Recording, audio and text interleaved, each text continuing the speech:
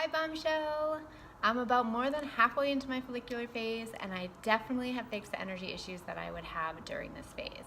So all the other phases of the month, I would have like really high energy, and there was this 2 to 3 day period in my follicular phase where I was like, girl, what is going on? It was like this 2 to 3 day period where I would just have a harder time getting up in the morning.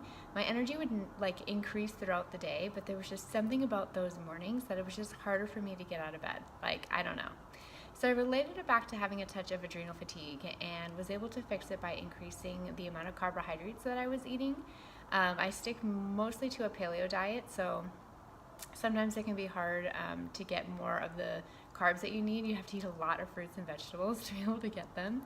So I was able to fix that a little bit by just increasing the amount of carbs that I was eating. So it definitely helped this month as I'm getting into my follicular phase, because I've been able to wake up every morning and not have any of that like energy slump that I had the past few months, which is amazing.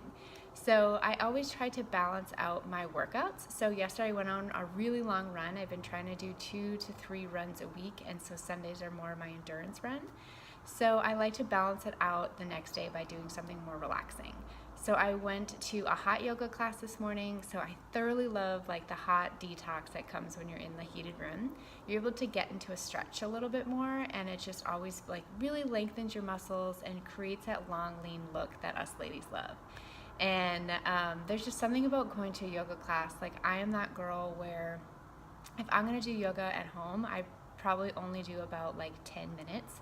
And if I have to go to a class, then that gets me like up and out, and then I'm committed. Like, once you're there, like, you can't leave. Like, not only is that rude to the studio, but it's like you paid for the class and you're like, well, I'm the one who's missing out, and like I paid to be here, so I need to do this.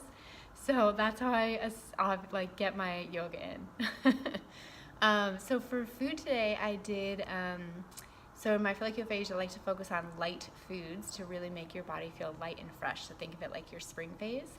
So I eat this yogurt by Coco-Yo, which is the same like kombucha company that makes the Synergy kombucha, so GTS kombucha. So they make this coconut milk yogurt, which I can't do dairy, so I thoroughly love having it out of coconut milk. And it's just loaded with probiotics, and like even more probiotics than you would find from your normal like Greek yogurt.